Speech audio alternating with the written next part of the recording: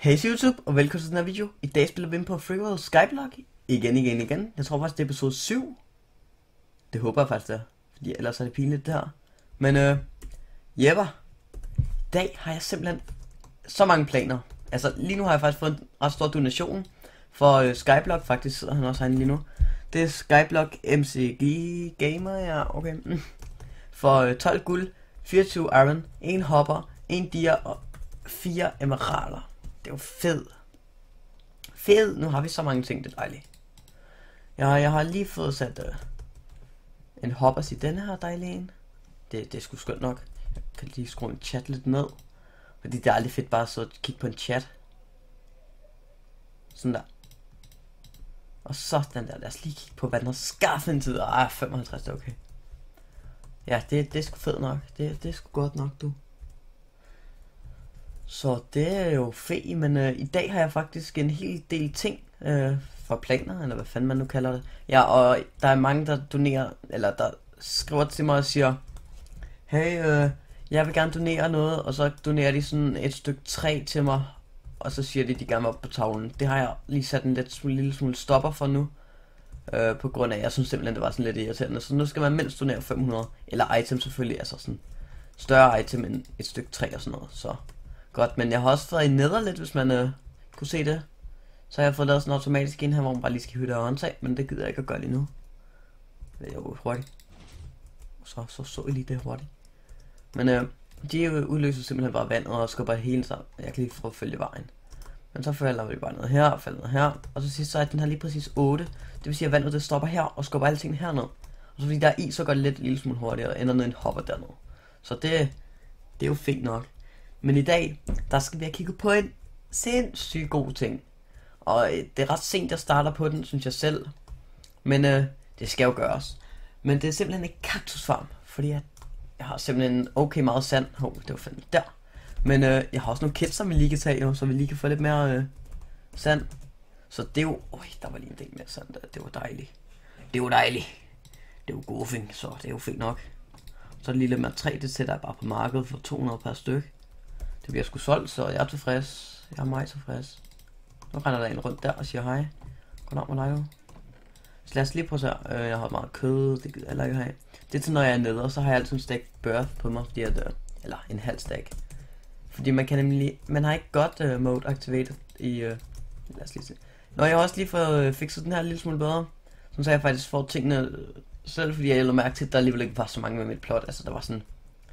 Der kom måske 5 i timen i alt, og de smutter med det samme igen, og så tænker jeg, så kan jeg lige så godt bare få det. Så det er jo fint nok. Så nu har vi lige taget det ene kit, det var Kit Titan. Så kan vi lige tage Kit Treasure. Så det er jo fedt. Det er bare, synes bare det bedste kit på jorden. Jeg bliver så glad hver gang jeg tager det. Prøv at se alle de her ting. Altså, man fik ikke noget sand. Der gjorde det mig sgu lige lidt depri. Ej, det gjorde det sgu ikke. Men i dag bliver det den fedeste kaktusfarm, vi skal lave i dag. Det bliver en sindssygt god en. Så jeg tænker bare, at vi tager en hel masse ting klar. Vi skal også bruge det her slabs. Så det er jo... eller skal vi bygge den pæn? Vi bygger den sgu da pæn, mand. For vi er ikke nogle små olleboller, så... Vi sætter lige noget mere over. Der er nok ikke nok, altså fordi at... Jeg tror det er 16, der... Nej, det er sgu da mindre. Nå. Men lad os lige om lidt kan bare sådan være 3 år. Men så jeg har lige noget starter her. Jeg var heldig at lige noget for det. Jamen jeg har sgu da også alt det her fine lort. Jeg sagde ikke lige lort til det, fordi det er jo godt. Det er jo godt. Det der kan vi også bruge. Vi bruger sgu fin sten til det. Og hvis I gerne vil vide hvordan man gør sådan her web, så er det bare at man holder bare venstre klik ned og kører den bare der hvor man gerne vil have det. Sådan der. Det er bare lige til et lille fif, hvis man ikke lige ved det. For det er jo helt fint. Men nu ved man det i hvert fald, så nu kan man blære sig lidt foran sine venner, hvis man ikke lige vidste, hvis de ikke ved det og sådan noget. Så er der en, der hedder som... Er du i gang? Wait. Ups. Det. Men lad os lige prøve at se her. Midten, det er... Okay, jeg har bare lige lavet det her, fordi at jeg mangler simpelthen spændende og sådan noget lort. Så. Eller skulle vi kunne også tage helt på sådan... Vi tager sgu da midten. Midten er midten. Eller hvad? Jeg vil næsten gerne have det lidt længere herinde af, fordi at det her mit walk kommer til at være, når jeg kommer så langt op. Tjener gøjser og sådan noget. Men der skal det sådan cirka være. Lad os lige prøve at se her. Men jeg vil faktisk også gerne have lidt af viden for Freak with Friheden, fordi at, altså, som I nok ved, så bliver det jo en stor opdatering, der kommer snart, lige om snart faktisk. Og det bliver sådan noget med familier og sådan noget, der kommer. Og der vil jeg gerne lige bede jer om hjælp, for jeg ved godt, at jeg har tænkt mig at starte, jeg ved ikke om I ved det, men nu ved I det i hvert fald. Jeg har tænkt mig at starte en familie derinde. Og der vil jeg rigtig gerne lige spørge om hjælp til at, jeg skal faktisk lige fjerne den. Den blev lige for høj eller sådan noget. Altså det er lige meget hvor højt de laver den op, ikke? Men jeg vil gerne have den er lidt sådan, den er nede på jorden. Eller ikke sådan nede på jorden, men sådan, den må ikke være for høj. Den blev faktisk lige lidt høj. Men her. Okay, så sætter vi lige hopperen her. Eller ikke hopperen, wow. Sådan der. Så går vi i gang med det her. Og der vil jeg gerne have en, ja nu kan jeg faktisk bare lave den, ja, fordi nu skal man nu begrænse sit hopperantal. Så jeg tror faktisk, jeg har tænkt mig at lave den en ud. I stedet for 2 bred, sådan her. Og nu skal jeg fandme også time det, sådan, så det ikke bare bliver noget lort. 1, 2, 3, 4, 5, 6, 7, 8. Hold kæft, det var præcis det der. Så det her. 1, 2, 3, 4, 5, 6, 7. Men nu bliver det sgu lort det her. Kan jeg godt mærke. Og der kan man simpelthen bare lave den så langt som man gider nu. Men lad os lige prøve at se her. 1, 2, 3, 4, 5, 6, 7. Skal den derop. Så er det 1, 2, 3, 4, 5, 6, 7. Går vi der igen. 1, 2, 3, 4, 5, 6, 7. Så er det der igen. Så er det 1, 2, 3, 4, 5, 6, 7. Lige op igen. Så 1, 2, 3, 4, 5, 6, 7. Lige op igen, og sådan der kan man jo bare blive ved, altså så langt man nu gider have den. Jeg tror, jeg har forstået konceptet nu. Men jeg tror, jeg gør det her i begge sider, og så finder jeg lige hurtigt tilbage. Så 2 sekunder YouTube. Hej. Så har vi fået gjort det, og det tog ikke så lang tid, så det er jo fedt nok. Men næste trin, det er simpelthen, at vi skal have gjort sådan her. Det er jo klassiker. Nu skal vi have lavet den lille væg til, ja, den skal være helt enormt høj. Bare lige lille fif, så man skal have en del materialer for at kunne lave den her. Vi starter bare lige med det. Jeg ved, det kan godt være, den skal højere, det skal den også, men altså. Bare lige sådan, at vi ikke skyder helt forkert. Gør vi lige sådan der. Fordi vi er nære, vi gider ikke at bruge et stykke for noget, man ikke engang selv behøver. Sådan der. Og det her, det bliver simpelthen den bedste farm i overhovedet. Altså der nogensinde kommer til at være. Altså jeg kan godt lide at alle dem der, de der lidt større øer, altså der som har et team, de er altså bare, de har sådan nogle syge mob-farm. Prøv at se hvor flot det er. Jamen altså, det er jo helt smukt, altså. Jeg bliver jo bare så glad, når man ser det. Men de har allerede den største farm og sådan noget. Det er sgu lidt irriterende, fordi at der fortjener vi en sgu mere. Ej. Lad os lige prøve så hvor hurtigt vi kan gøre det her. Nu spammer jeg bare, mand. Duf og den. Ja, det her, det tager ingen tid, jo. Ej, for helvede, så fejler vi jo også. Nej, eller ja, det er faktisk okay, det er okay. Det er, vi skal lidt bygge den højere. Så det er helt okay, at jeg fejler lidt. Jeg kommer ikke til at se vi, og det er kun mig, der kommer til det, så det er jo en fail. Hvor står jeg? Jeg er simpelthen bare så sjov. Her, den skal også bare over.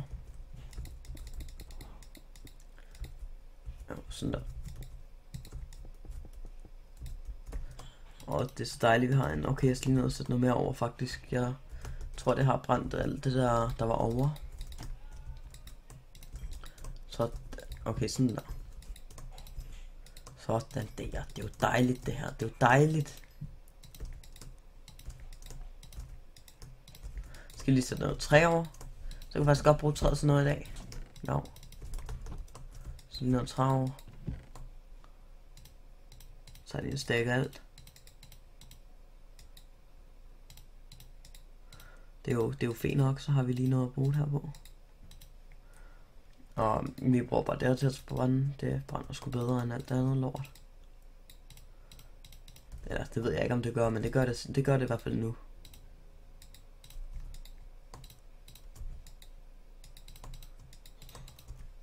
Det bliver jo så perfekt det her. Okay, jeg kan allerede mærke det.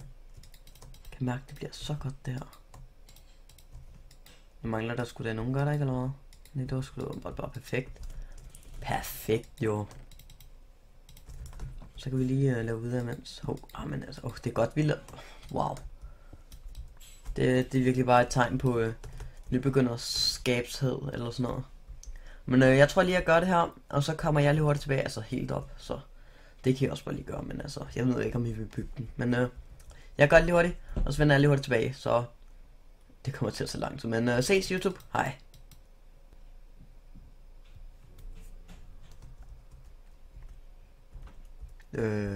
Det er fint nok, han kommer lige at donere.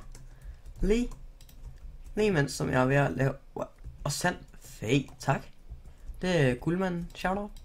Ja, tak. Måske burde han lige vide, at vi ja, okay, nej, det gider vi ikke. Nej, han er i hvert fald en af dem, der ser min video, og det tror jeg, han bliver glad for, at han lige kommer med. Men tak sammen. Jeg var lige i gang med at lave noget mere sten her. Ja, det mangler vi sgu meget af. Med alt den kæmpe kaktusbil frem vil være lige. Wow. Hvad prøver jeg virkelig at snakke om? Vi lige er ved at lave. Jeg ved ikke om jeg havde fået vist den her. At jeg simpelthen kan enchant. Det er 404. Jeg ved jeg kan få looting på sådan en sværd, hvis jeg gør det. Så jeg tænker at jeg laver et diamond sværd. Det gør vi sgu. Vi har sgu lige nok, ikke? Det kan jeg også lige komme med på videoen, så jeg ikke. Det er jo lidt sjovt. Vi skal jo have looting. Hvem kan ikke lide looting? Der, sådan der. Så går vi lige i warp shop. Vi skal lige have noget lapis. Jeg så i hvert fald lige nogen, der skrev lige nedover. Ja. Min nedermor frem, den er okay stor. 1, 2, 3.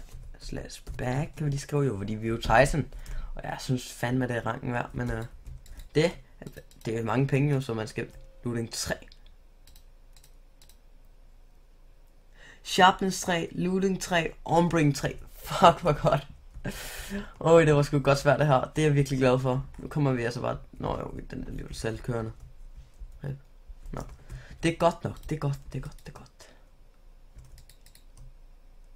Så lige se, hvornår vi skal smide det her kul ind.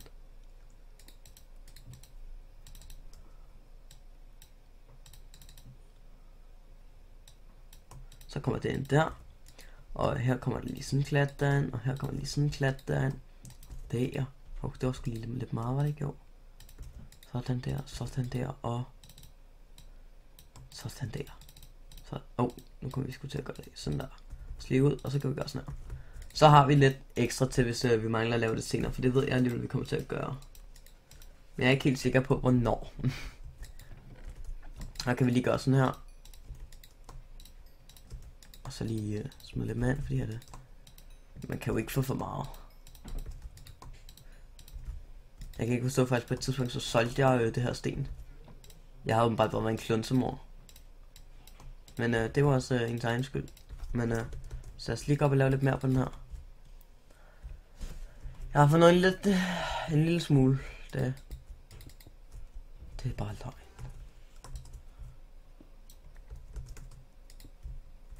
Jamen altså, så fed er det jo bare. Sådan har vi sådan en halv en der, som vi ikke kan bruge til en fucking skid. Bare lige gøre det her færdigt. Og så har vi noget kvartbajs. Det går langsomt fremad, men vi kommer. Det mangler vi faktisk. Ja tak, hvis du. Ja, okay, det går. Han tilbyder os det jo ikke. Men ja, kan vi lige skrive her. Det ville være lidt dumt at skrive ja tak, hvis du har nogen, men altså. Når han kun spørger, om vi mangler dem. Okay, det var rigtig dumt af mig, det der. Ja, lige. Spor. Sådan nogle smatklumpe, mand. Kommer med lidt. Slæsser. Tusind tak. Og hvis undrer jeg over, at jeg altid skriver 1000 og tak med stort T og hvad fanden er det nu? Jeg skriver altid sådan her. Okay, hvorfor? 1000. 1000. Og så også den der med stort. Det er simpelthen fordi, det skal fandme matche, man. Når det er 2 T'er lige efter hinanden. Og hvis der er 3 T'er, så skriver jeg altså de 3 med stort også. Det Det må jeg altså bare lære at lave med. Det synes jeg var nice. Altså, hvis vi har et problem med det, jeg ved sgu da ikke. Sådan, vi havde sgu da, hvad fanden i helvede. Sådan der. Fik vi lige 4 mere. Altså, det går langsomt fremad, men altså, det kommer jo.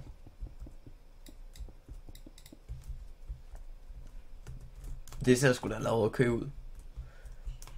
Ja, det kommer til at ligne en fugl. 100p. Sådan et par vinger der. Sådan et par vinger der. Det er jo altid fe. Ja, ikke. Nå, okay. Men det er jo bare fint nok, at han lige vil komme med nogle... det er guldmanden, han vil gerne lige komme med lidt stone bricks. Det er dejligt nok, det er jo dejligt nok. Så har vi fandme også fået sådan et godt lootingsværd. Hvad sker der, mand? Skal vi fandme bare lige... Skal lige have en mormors hakke her. Skal vi lige... Nå, I har slet ikke set... hvor er jeg dum. Jeg har jo slet ikke set, hvad det er, jeg har lavet der. Som I nok ved, så har jeg jo nogle spawner derinde. Ja. Yeah. Og de spawner... Der tænker jeg selvfølgelig, at vi lige skulle prøve at lave noget fed. Hvad fanden er det? Bare druknet sig selv eller sådan noget. Og der kan lige... Så prøver jeg lige at følge med dem her ned. Jeg er en dum zombie, men jeg kan godt lide at falde ned. Falder de ned her? Og dør. Men deres loot tænker jeg nok, hvor fanden bliver det af? For helt. Så står der sådan en lille pølsemad dernede, mand. Og skal den fandme ikke stå. Det kan også være, fordi den spawner der jo. Klar, så kommer den. Der fik vi sikkert 50. Nå. Jeg tror faktisk ikke, om vi fik nogen. Men så lige herude. Nu kommer det til det spændende. Fik den? Ja, okay. Har vi 3 stacks? Så går den ind, hopper der, og så falder den lige ned i den her. Og der har vi simpelthen så dejlig mig. Har vi så dejlig mig snask. Og det er jo... det er jo dejligt fedt nok. Det er jo dejligt fedt nok. Hvad fanden det er, det kommer til at tage ned. Okay, men jeg klipper lige hurtigt igen ind til at... jeg vil lige få lidt mere. Så 2 sekunder YouTube. Hej. Så er jeg lige hurtigt tilbage, og jeg tænker, den her video, den er fandme ved at være lidt lang. Eller det ved jeg ikke, den er så lang tid at lave. Men det er også godt på grund af, at jeg skal klippe rigtig meget, på grund af, at jeg skal sætte mig på det der lortesten. Ja, sådan noget møg. Men nu er Warp Crew kommet op, og den tænker jeg vi skal lige tage et lille kig på. Så first try, vi vinder den. Skal vi lige passe på om derinde. Nej! Hvis jeg...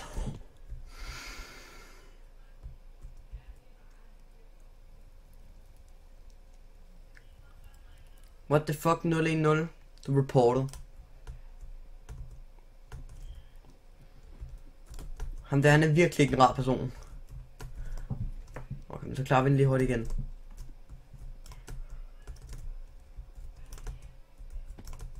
Jeg får rigtig nerver på nu. Det kan jeg ikke lide.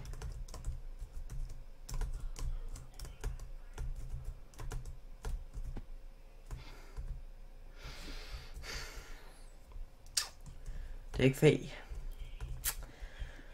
No, what the fuck. Det var vist ikke så dejligt, du skubbede der for mig. Nu kommer alt karmaen hen til dig. Hvad fanden laver jeg, mand? Hvad fanden laver jeg, mand? Fanden i helvede. Wait. Men altså, hvad fanden i helvede? Det var også bare uheld, mand. Det er så meget uheld, det her. Wait.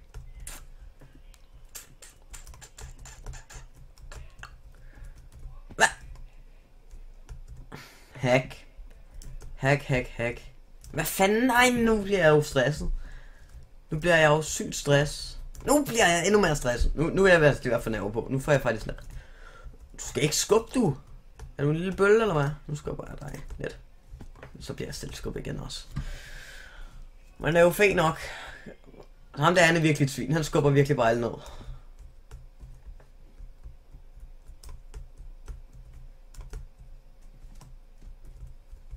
Yes, mand. Han prøvede at skubbe mig ned, men det gik ikke så godt. Han prøvede virkelig bare at hoppe ind i mig.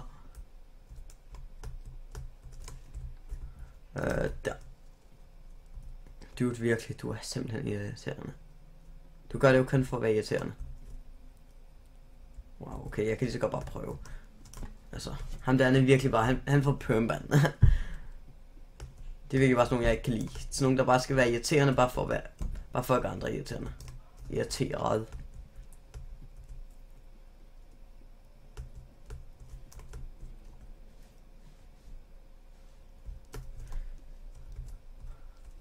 Det er jo fordi han er jaloux på, at jeg er så sygt hård til den her stibekur. Og jeg klarer den på første hug. Så det er jo rigtig godt det her. Det må I skulle lige undskylde, der kom lige ind på værelse. Sådan der. Sådan der. Jeg tænker bare, at vi bare skal tage pengene. Det var så godt det der. Hvad var det? 7. try. Og hvad jeg siger easy. Fucking easy, altså. De kan ikke engang give mig mere modstand. Det er irriterende, at ovnen ikke virker, når man ikke er der. Det er sådan lidt B-mos, mand. Sådan en tyk B-mos. Men lad os lige prøve så her.